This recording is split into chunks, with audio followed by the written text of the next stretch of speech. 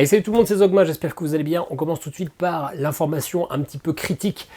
Vous ne me verrez plus avant une paire de semaines parce que je me fais opérer lundi d'une fracture du plancher de l'orbite. Alors je sais, ça se voit pas parce que cette fracture n'a pas encore eu lieu. Ça sera demain quand ma compagne va rentrer et que je vais lui annoncer que j'ai acheté ce Lego là à 300 balles. Mais j'ai totalement craqué dessus, je le trouve magnifique. Je sais absolument pas où on va pouvoir l'accrocher, mais je pense que de toute façon je ne serai plus de ce monde quand viendra l'heure. Donc voilà, petite annonce pour vous dire au revoir, j'ai été heureux de vous connaître. Et du coup, blague à part, vous me verrez moi, surtout que j'ai déjà plein de vidéos d'avance, parce que j'étais en vacances cette semaine, donc j'ai carburé. Mais surtout, cette table, vous la verrez fermée. Alors je sais que vous en balancez total, mais du coup, pendant une paire de semaines, ça sera le Lego qui sera en dessous. Adieu KDM, adieu ISS Vanguard, adieu tous les jeux à campagne, bim, les Lego. En fait, j'ai pas fait de Lego, moi, à titre personnel, depuis des années, mais avec ma fille, on en fait pas mal, hein, le Dobby d'Harry Potter, là en ce moment on est en train de faire Hey Hey, et du coup ça me taquine carrément, ça fait plusieurs fois que je vais dans les magasins de jouets pour essayer de voir s'il n'y a pas un Lego un peu adulte que je peux me faire dans mon coin. Celui-ci, il est pas piqué des hannetons, franchement, il est beau. Alors bien sûr, il faut aimer Batman, The Animated Series, mais 4210 pièces de pure joie, 300 balles quand même. Ils se font plaisir, on parle des fois de certains all-in, heureusement que c'est bientôt mon anniversaire pour essayer de récupérer un petit peu. Bref, j'ai joué comme un gros salaud cette semaine, du coup je vais vous présenter 4 jeux, même si en fait j'ai joué à beaucoup plus de 4 jeux, et j'y ai joué beaucoup plus qu'une fois chacun, parce que je me suis vraiment fait plaisir, j'étais en vacances, et ma compagne était très souvent chez sa famille avec ma fille, donc franchement, royal. Je vous dis pas de quoi on va parler, parce que vous avez vu ce petit titre putaclic avec une flèche, avec déception dans le fond, enfin je sais pas si je l'ai fait, mais normalement c'était le projet. N'hésitez pas dans tous les cas à aller sur le timer de la vidéo si tous les jeux ne vous intéressent pas, hein, pour pouvoir avancer un peu plus rapidement. N'hésitez pas à partager, commenter, et en parlant de commander, merci à tous ceux qui cliquent sur les liens affiliés, hein. Vous êtes quand même à chaque fois une trentaine par mois, ce qui encore une fois me fait quand même un bon petit pécule pour réinvestir dans les jeux. Je ne vous dis pas assez merci, eh bien merci, merci, merci. Allez, on va commencer par ça. Legendary Encounters Predator. Alors, je vous refais pas le coup de je touche enfin au Graal, parce que la dernière fois, vous avez été une paire de mécontents en disant « Ouais, titre qui n'a rien à voir avec la vidéo », bah regardez un petit peu la vidéo avant de commenter. Vous l'aviez vu dans la liste des Graal, des jeux que je cherchais à tout prix. J'ai quasiment rempli toute la liste, et là c'est Olivier, le community manager ou quelque chose comme ça de chez YOLO, qui m'avait contacté, qui m'avait envoyé un mail, je ne savais même pas qu'il me suivait, en me disant je l'ai sous blister depuis des années, je ne l'utilise pas, ça me fait plaisir qu'il t'appartienne, bien sûr moyennant finance, mais je l'avais payé 100 balles uniquement, et vu le prix de l'occasion, vu sa rareté, c'était franchement un très bon prix. C'est la version Predator du deck building archi populaire de chez Upper Deck, qui font des licences et des licences. Alors on connaît le Legendary tout court pour Marvel, mais il y a aussi dans la version Encounters, on a Alien, je vous en ai fait une partie sur la chaîne. Est-ce que je vous ai fait une partie de X-Files? Je ne sais pas, mais j'ai dû vous en parler. Il y a Matrix, il y a Big Trouble in Little China, bref, il y en a 15 millions, et là, cette année, il y aura Game of Thrones, on ne sait pas encore si ça sera jouable en solo ou pas, mais j'espère que oui, dans tous les cas, pour le côté collection, je l'achèterai. Bref, Legendary Predator, c'est un jeu formidable, mais qui ne vaut pas le coup. Ce que je trouve formidable dans cette gamme, c'est qu'on va avoir un jeu de deck building coopératif, on va vivre des aventures, là on va vivre l'histoire de Predator 1 et de Predator 2. Alors si vous voulez faire un truc un peu what the fuck, hein, vous pouvez mélanger un peu toutes les cartes, tous les univers, sans aucun souci, pour finalement avoir un objectif du premier film, un objectif du second film, et puis encore un objectif du premier film, aucun souci. Mais vous, si vous voulez faire un truc thématique, eh ben, vous pouvez vous faire plaisir. Et ce que j'adore, c'est l'ambiance. Ce qui m'a beaucoup déplu dans X-Files, c'est que ce sont des screenshots un peu dégueux du film. Alors les amateurs, les adorateurs de la série, ça sera parfait, mais moi c'est pas le cas. La Predator, on n'a pas des images du film, on a vraiment des images dessinées type comics. On a des belles full art sur certaines cartes que l'on va jouer. C'est franchement magnifique, ça donne envie de s'intéresser à l'univers. Alors que moi, Predator, pot de balle, hein, je n'ai jamais vu un seul épisode ou quoi que ce soit, mais franchement les cartes elles sont magnifiques et c'est vraiment plaisant. C'est un deck building très simple qui encore une fois mise tout sur son ambiance, sur sa thématisation, c'est-à-dire que là on va essayer de débusquer les différents prédateurs, les différents objectifs, etc. Donc les cartes vont arriver face cachée dans la rivière, les cartes des ennemis, et nous, sur nos cartes qu'on va pouvoir jouer, on va récupérer de l'argent pour acheter de nouvelles cartes ou des dégâts.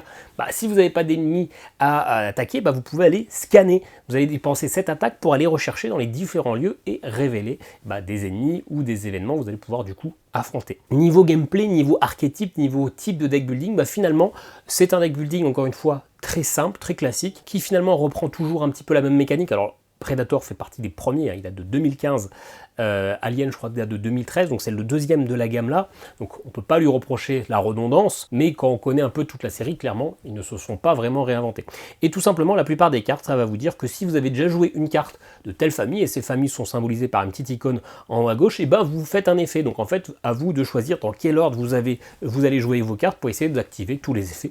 Ça marche vraiment bien, c'est simple, c'est accessible pour tous. Je coupe le vibreur qui arrête pas de vibrer, ça me casse les couilles. L'anglais, c'est de l'anglais, mais c'est ultra accessible, ce sont quelques mots-clés. Il n'y a vraiment rien de compliqué. Le vrai reproche de ce jeu, c'est que quand on a plusieurs jeux de la gamme, on a l'impression de jouer toujours un peu à la même chose. L'avantage aussi, c'est qu'on peut un peu tout cumuler. Clairement, vu sa rareté, vu son prix, je vous le déconseille par rapport à Alien, qui lui aussi est rare et cher, mais moins.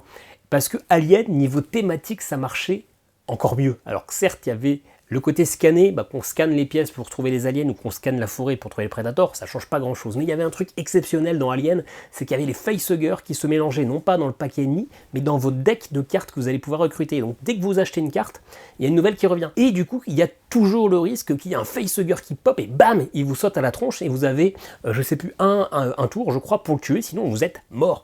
Et ça, c'était assez fou parce qu'il y avait toujours cette tension d'aller recruter, de peur qu'il y ait le facehugger qui apparaît. Donc vous recruteriez généralement en début de tour pour pouvoir avoir encore les dégâts, les attaques pour pouvoir le niquer. C'était franchement fou.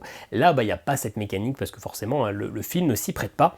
Donc voilà, le jeu est en soi excellent, mais si vous avez déjà Alien, c'est de la pure redite, aucune originalité, aucune nouveauté, mais c'est toujours aussi plaisant. Point positif, c'est que là, vous pouvez jouer les Predators contre les humains. Tout a été fait en double, et en fait c'est pas du doublon, c'est que les mécaniques de jeu sont pas exactement les mêmes, en tout cas les objectifs dans la partie sont pas exactement les mêmes. Certains decks sont remplacés par des decks pièges, certains decks sont remplacés par des decks armement, donc voilà, ça twist pas mal le jeu, malheureusement en solo. Comme en multijoueur, on n'a pas un boss à affronter, c'est pas du coopératif, c'est du compétitif, et là il faut juste avoir le plus de score, et quand vous tuez un ennemi, vous récupérez la carte, il y a sa valeur d'honneur en bas à gauche, et donc c'est celui qui a le plus d'honneur. En solo, il faut juste avoir le plus d'honneur, il n'y a même pas de barème, c'est démerdez-vous, faites ce que vous voulez avec ça. En soi, c'est décevant, parce que moi j'ai envie de jouer les deux côtés, et ça n'a pas été vraiment pensé pour le solo, donc ça c'est dommage, c'est ma petite déception, parce que du coup, il y a la moitié des cartes qui est rangée, qui est même slivée, mais qui finalement ne serviront jamais. Sinon, à niveau édition, je vous l'ai pas dit, c'est comme toujours, il y a le tapis. Normalement, il y a des petites vidéos d'incrustation, mais je vous le montre, c'est tellement fou. J'adore cette gamme-là qui te sort toujours un tapis magnifique, plein de couleurs, et celui-là, pour le coup, il est vraiment très très coloré. J'adore cette gamme. Je vous avoue que j'ai Matrix, que je n'ai toujours pas fait, ça fait 1 an que je l'ai, parce que ces jeux-là, je les sors pas tous à la fois, j'en sors un. J'en fais une quinzaine de parties sur plusieurs semaines, c'est pas forcément, je vais pas en faire 15 de suite, mais quand j'ai l'impression d'avoir fait un peu le tour de l'épisode, c'est là où je m'en sors un autre, un peu comme une bouteille, comme un bon vin. Je les laisse un petit peu reposer, et quand j'ai envie de me replonger un peu dans cette gamme, bam, je me fais mon petit kiff. Voilà, Legendary Encounters, en soi le jeu est vraiment bon, est vraiment sympa. Ça devrait être un Zeugma d'argent, pas un Zeugma d'or parce qu'il n'y a pas une mécanique ultra innovante, ultra originale, même si encore c'est un jeu qui a 10 ans, mais en vrai, vu sa rareté, vu son prix, pour pas vous hyper, plus le fait qu'il reprend exactement les mêmes mécaniques de tous les autres jeux qui sont dans cette gamme, donc certains qui sont beaucoup plus accessibles, je vais y mettre un Zeugma de bronze juste pour vous freiner, pour vous dire que ne pas vous hyper trop en vous disant il faut absolument celui-là. Non, allez sur Alien qui vous claquera déjà un bon petit billet, voire trouvez-vous les plus récents. Parce que globalement, si vous en avez un dans cette série, vous les avez tous. Un jeu qui m'avait l'air, ma foi, bien naze. En fait, pas bien naze, mais bien peu original. Daydream. C'est le truc que j'ai découvert à Cannes. Tout le monde avait dans son sac un Daydream. Soit parce que l'éditeur leur avait filé, soit parce qu'il l'avait acheté. Tout le monde. Même Kevin des Ludovore, qui n'achète quasiment pas de jeu, il me dit, il faut que j'aille me chercher un Daydream. Bon, apparemment, il connaît Anthony Perron, c'est un de ses potes, donc il y a un petit conflit d'intérêt. Moi, je le connais pas. Et c'est avec Benoît Turpin. En fait, ça ne me dérange pas que les gens aient acheté ce jeu, au contraire. C'est juste que ça me semble tellement classique, tellement vu et revu. C'est du roll and write. Alors maintenant, le roll and write est démodé, il y en a eu tellement que ça a été tellement sucé jusqu'à la moelle que les gens maintenant commencent un petit peu à passer à autre chose. Et là, boum, on vous sort un roll and write qui n'a pas l'air original pour un sou et tout le monde se l'arrache. Donc, j'étais un peu sur le cul. Je suis allé me le faire présenter à Cannes. J'ai pas eu l'impression que ça sortait vraiment de l'ordinaire. Et je suis rentré chez moi, etc. Je me dis, bon, ouais, allez, je vais quand même leur envoyer un mail pour savoir s'il y a moyen. Ils ont mis 2 semaines à me répondre. Et comme moi, je suis pas patient, et je l'ai acheté entre-temps. Ma table est dégueulasse. Et j'y ai joué. En fait, la particularité de Daydream, son originalité en tout cas, c'est qu'on peut moduler notre partie en fonction de nos envies. C'est-à-dire qu'on a un plateau qui est celui-là. Si vous voulez, vous pouvez faire une partie courte. Si vous voulez, vous pouvez faire une autre partie courte. Si vous voulez, vous pouvez faire une partie moyenne. Si vous voulez, vous pouvez faire une partie moyenne. Si vous voulez, vous pouvez faire une partie moyenne. Si vous voulez, vous pouvez faire une partie longue. Et si vous voulez, vous pouvez faire une partie longue. Voilà, donc vous avez finalement, avec un seul plateau, 8 manières de jouer. Et en fait, chaque configuration va utiliser des petits mimiques. C'est-à-dire que si vous jouez simplement sur la partie là, vous allez faire le gameplay de base que je vais vous expliquer tout de suite, ça serait bien. Mais vous voyez aussi qu'il y a des petites étoiles et il y a des petites lunes. Et sur d'autres côtés, sur celle-là, il n'y aura pas d'autre chose, mais sur certains, il y a des notes de musique, il y a des guirlandes, etc. Donc finalement, sur celle-là, il y a des constellations. Donc en fonction de votre plateau, ça va rajouter 1 ou 2 micro-règles supplémentaires qui vient un petit peu twister le jeu. Et en fait, le jeu est tout simple, à la manière d'un sudoku ou je ne sais quoi. Vous allez lancer 2 dés, vous allez devoir mettre les valeurs de ces 2 dés. Et idéalement, sur une ligne, vous ne mettez pas les mêmes valeurs. Idéalement, sur une ligne, vous faites des valeurs croissantes.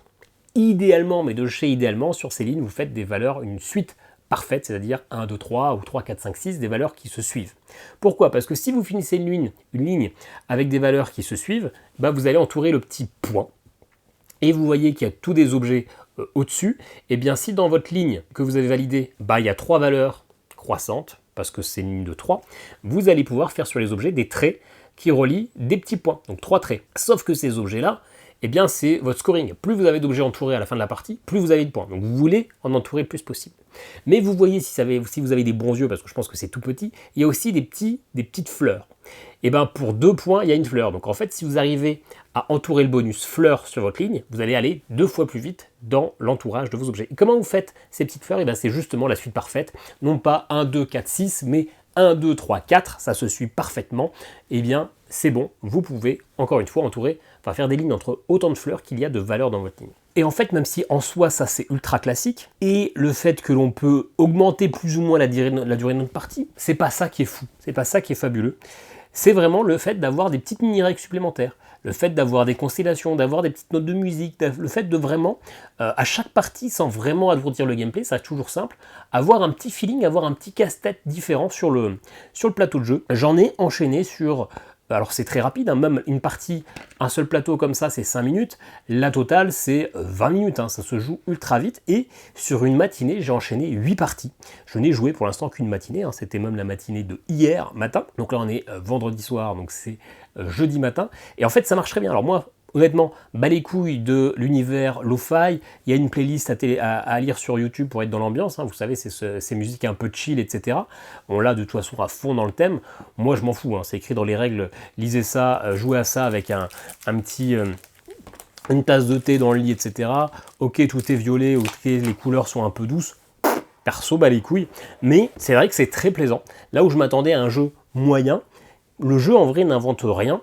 Le fait de se dire qu'on peut moduler le plateau pour adapter la durée et la difficulté en fonction du public, en vrai, on s'en fout. Mais ces petites modifications de règles qui donnent des petits casse-têtes différents, c'est plaisant. Et quand on arrive à faire notre suite parfaite, c'est vraiment agréable. Ouais. Donc si vous aimez les roll and write et que... Alors il y a un petit peu de combo en plus, parce qu'en entourant certains objets, ils peuvent nous donner un petit bonus. C'est assez léger. Si vous aimez les roll and write,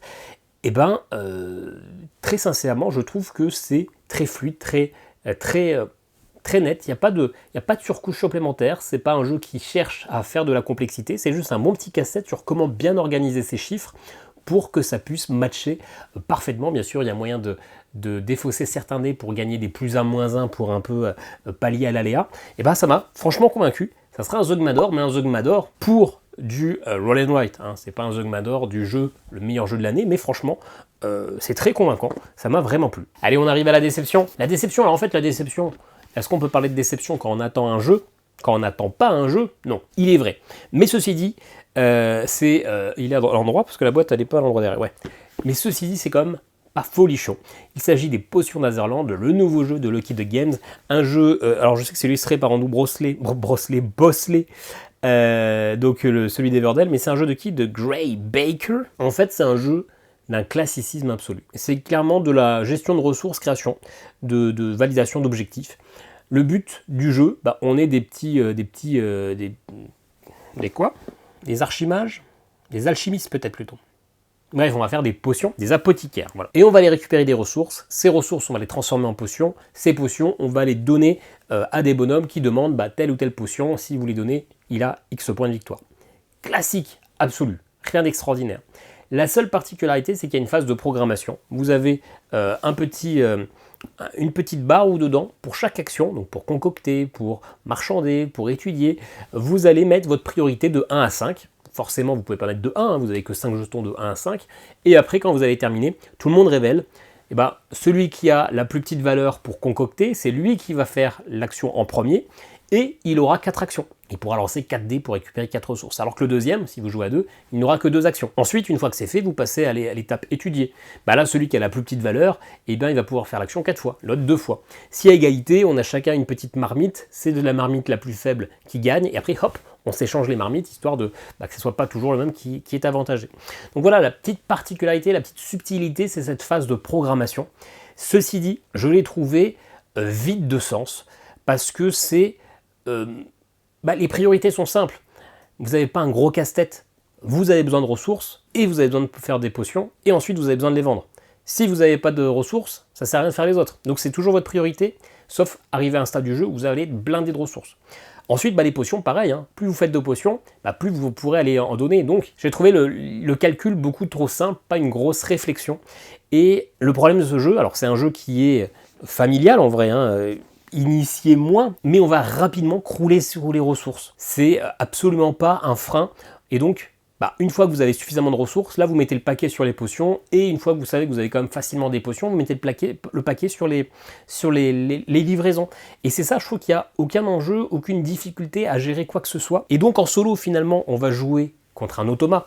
Cet automa, il est très bien géré, vous avez une plaquette, vous avez plusieurs niveaux de difficulté, pour chaque niveau de difficulté, vous avez 3 ou 4 automas, vous cachez et vous révélez, ça vous dit les valeurs que lui va mettre sur chaque truc, et donc vous comparez tout simplement. Lui, en solo, il va marquer aucun point, votre objectif, c'est juste à la fin de la partie, faire au moins 65 points pour gagner.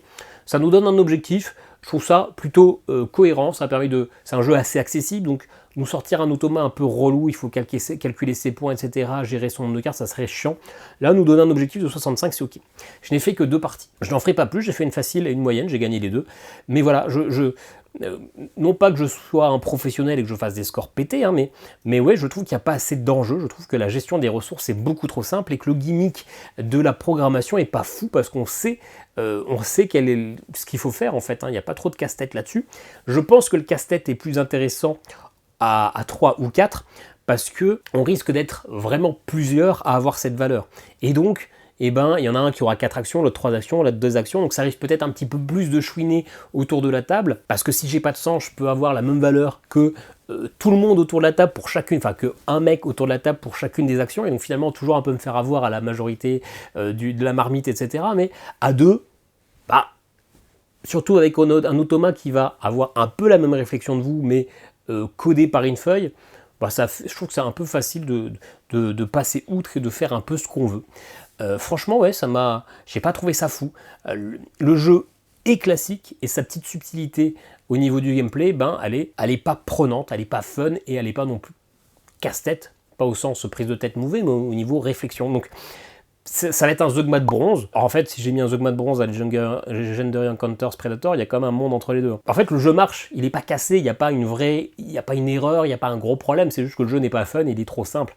Donc je pense que c'est vraiment destiné à un public familial qui va découvrir un peu les jeux, qui va trouver ça original, mais en vrai c'est très convenu et pas foufou du tout, quoi. Allez, Zogma de bronze. Le truc c'est qu'avec ces Zogma, c'est que des fois je me trouve méchant, des fois je me trouve gentil, des fois ça n'a aucun sens. Bref, potion d'Azerland, c'était pas terrible. Allez, il nous reste un petit jeu. Celui-ci ne se joue pas en solo. Ça a été ma soirée d'hier soir. J'ai fait 5 parties. Alors du coup, on a joué Combien on a joué? Je crois qu'on a joué 40 minutes. Donc 5 parties en 40 minutes.